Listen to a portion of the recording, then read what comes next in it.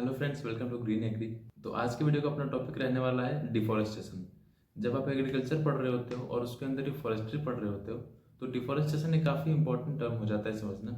Deforestation होता क्या है, किन कारणों से डिफॉरेस्टेशन होता है और इसका इम्पैक्ट क्या क्या पड़ता है हमारे नेचर पे। ठीक है, वीडियो को लास्ट तक देखते रहना और वीडियो अच्छी लगे तो वीडियो को लाइक करना, चैनल को सब्सक्राइब करना। तो सबसे पहले स्टार्ट करते हैं डिफॉरेस्टेशन का मतलब क्या होता है, ये जो वर्ड है इसका मीनिंग क्या होता है। तो इसका सिंपल सा मीनिंग है the removal and destruction of a forest और stand out of trees from land that is then converted to non forest use. एक अच्छे खासे जंगल को या फिर पेड़ों से भरे ज़मीन को काटना और उसको नॉन फॉरेस्ट में चेंज कर देना, इसको हम डिफॉरेस्टेशन बोलते हैं। उसके आगे पढ़ते हैं कॉजेज़ ऑफ डिफॉरेस्टेशन। डिफॉरेस्टेशन किन किन कारणों से होता है। सबसे पहला कारण है इसका एग्रीकल्चरल एक्सपेंशन। एग्रीकल्चर को बढ़ाने के लिए हम लोग क्या करते हैं कि जंगल को काट देते हैं और उस ज़मीन पर खेती करते हैं ताकि ज़्यादा से ज़्यादा हमें प्रॉफिट मिल सके। सेकंड पॉइंट है logging. Harvesting trees for timber, paper and other would product both legally and illegally. Logging में क्या होता है कि पेड़ों को हम हार्वेस्ट करते हैं और किस पर्पज़ से हार्वेस्ट करते हैं, या तो हमें टिम्बर चाहिए, नहीं तो पेपर चाहिए, या फिर कोई भी लकड़ी के प्रोडक्ट हमें चाहिए होते हैं तो हम पेड़ को काट देते हैं। उसके बाद आता है इंफ्रास्ट्रक्चर डेवलपमेंट।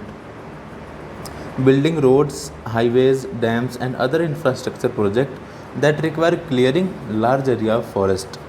हमारे देश का इंफ्रास्ट्रक्चर जो है, रोड बन रहे हैं, हाईवेज बन रहे हैं, डैम्स बन रहे हैं, या फिर कुछ और चीज़ें बन रही हैं जिनको बनने के लिए लार्ज स्केल की ज़मीन रिक्वायरमेंट है, तो उसकी वजह से भी डिफॉरेस्टेशन होता है।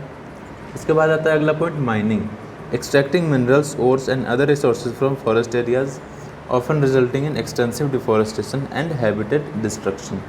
माइनिंग की वजह से भी काफ़ी डिफॉरेस्टेशन होता है। और माइनिंग हम लोग क्यों करते हैं, ताकि हम मिनरल्स या फिर ओर्स एक्सट्रैक्ट कर सकें या फिर अदर रिसोर्सेज हम लोग ले सकें, तो ये भी एक डिफॉरेस्टेशन का कारण है। उसके बाद आगे बढ़ते हैं। उसके बाद अगला पॉइंट है अर्बनाइजेशन, शहरीकरण। Expanding urban areas encroach upon forested land leading to deforestation for residential and commercial development।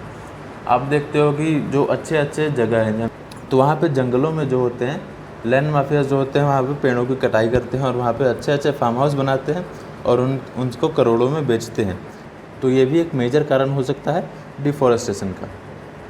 उसके बाद आता है climate change. Changes in temperature, precipitation pattern and extreme weather events can stress forest, making them more vulnerable to diseases and pests। जो environment में हमारे change आ रहे हैं, temperature sudden increase हो जा रहा है, प्रेसिपिटेशन पैटर्न में चेंज हो रहे हैं, या फिर कोई भी एक्सट्रीम वेदर कंडीशन हो रहा है, तो इन सारी चीज़ों की वजह से भी डिफॉरेस्टेशन होता है। उसके बाद आ गया population growth. Increasing human populations put pressure on forest for resources such as food, fuel and land for settlements।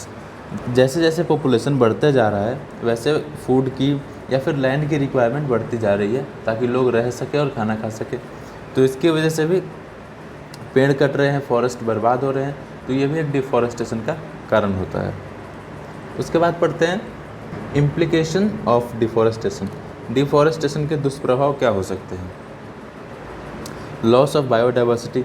अगर हम डिफॉरेस्टेशन करते हैं तो एनिमल की या फिर प्लांट की डिफरेंट स्पीसीज़ ख़त्म हो जाएगी और उसकी वजह से हमें बायोडाइवर्सिटी में लॉस होगा। सेकंड पॉइंट है climate change. Trees absorb CO2, a greenhouse gas, so deforestation contribute to increase level of CO2 in the atmosphere. जैसे कि आप सब जानते हैं CO2 एक ग्रीन हाउस गैस है और जब हमारे पेड़ होते हैं वो CO2 एब्जॉर्ब करते हैं और ऑक्सीजन रिलीज़ करते हैं। तो जब पेड़ रहेंगे ही नहीं तो ऑक्सीजन हमारे एटमॉस्फेयर में ही घूमता रहेगा, क्योंकि ना तो पेड़ हैं और ना ही CO2 एब्जॉर्ब करेंगे, तो इसकी वजह से भी डिफॉरेस्टेशन होता है।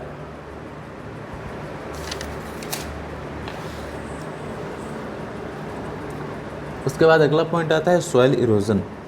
सॉइल इरोजन कैसे हो सकता है, तो देखो पेड़ की जड़ें जो होती है वो बहुत घनी होती है, अगर आपने देखी होंगी, तो बहुत सारे मिट्टी के पार्टिकल्स को आपस में बाइंड करके रखी होती है।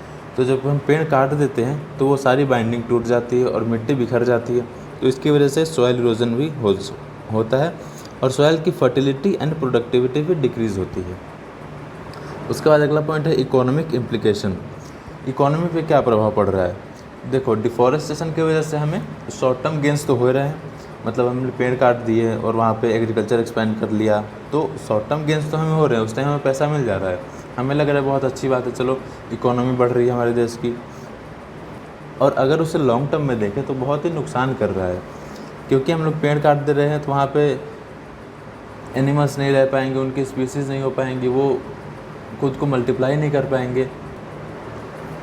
उसके बाद आता है लॉस ऑफ मेडिसिनल रिसोर्सेज। जैसा कि आप सब जानते हैं, एक जंगल में काफ़ी मेडिसिनल पेड़ पौधे पाए जाते हैं, तो अगर हम जंगल काट रहे हैं, जंगल साफ़ कर रहे हैं, तो वहाँ से मेडिसिनल पेड़ पौधे भी ख़त्म हो जाएंगे, तो मेडिसिनल रिसोर्सेज हम लोग धीरे धीरे खोते जा रहे हैं। एंड अगला पॉइंट है impact on indigenous communities. Many indigenous communities rely on forest for their livelihood and cultural practices. जो भी इंडिजीनियस कम्युनिटीज़ है, जो जंगलों में रहती है, वो क्या है, वो खाने पीने के लिए पूरी तरह से जंगल पे ही डिपेंडेंट है, और जब हम लोग जंगल ही ख़त्म कर देंगे तो उनके लाइफ पे भी काफ़ी प्रभाव पड़ रहा है, ठीक है, और इसकी वजह से भी वो भी खुद को डिस्प्लेस कर ले रहे हैं। तो आज की वीडियो में हमने देखा डिफॉरेस्टेशन क्या होता है, किन कारणों की वजह से डिफॉरेस्टेशन होता है, और डिफॉरेस्टेशन के इम्पैक्ट क्या होते हैं हमारे नेचर पे, एनवायरनमेंट पे। तो आज की वीडियो में इतना ही। वीडियो पसंद आई हो तो वीडियो को लाइक करना, चैनल को सब्सक्राइब करना।